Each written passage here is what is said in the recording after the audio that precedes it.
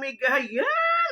Galing ako ng work kung saan sa aking pag-uwi, meron naman akong natanggap na dalawang karton na regalo mga amiga. Yan yung di ba? Regalo ito ng coffee, pero di ko alam kung anong pangalan ng coffee. Importante nakita niyo mga amiga, di ba? Bigay ito sa akin ng aking kaibigan. Galing Manila, mga amiga. Ngayon ating ito buksan at tingnan ko ano ang laman ng box na ito, mga amiga. Ayan, di ba? Di ko kalain na ngayong araw nito ako ay makatanggap ng itong klaseng mga regalo, mga amiga, ating itong buksan. Wow, ito, nakapagbalot ito ng cellophane. Di ba, mga amiga? Ayan, ay, nako. Iba talaga pag tayo ay mabait sa ating kapwa.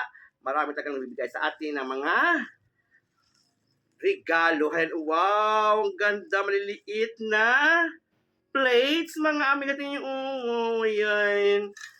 Diba? Tatlong, bila.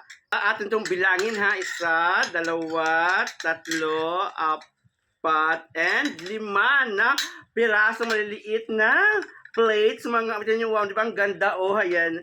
Hay, naku, mga amiga, talaga. Iba talaga pag mayroon tayong kaibigan na mabait at lalo na rin pag ikaw ay mabait din sa kanila, kaya marami kang matatanggap na mga regalo. Ito pa mga amiga, isang box. Kung buksan natin kung ano ito, mga amiga. Ay! Maliliit pala ito na glass katerno ng plates. Mga tingnan mo, diba ang ganda? Ayun. 5 piraso din na glass. Mga amiga nyo, diba? Yan. Ito pa iba, ayun, ayan. Thank you, amiga Lucy Obrique, sa iyong pasalubong. Napakaganda talaga, kasi nga terno ito, ayun, atin itong ilagay, subukan natin yan. Wow, ayun, mga tingnan mo, diba, ang ganda, yan, may pa design sa unahan. Hay, baka ito mahulog, mga amiga, yan, diba, yun.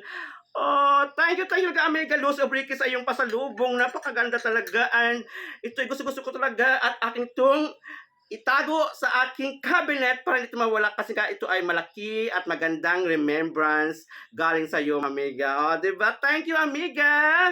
And God bless you always. Thank you. Bye-bye. Please like and share, mga amiga. Thank you.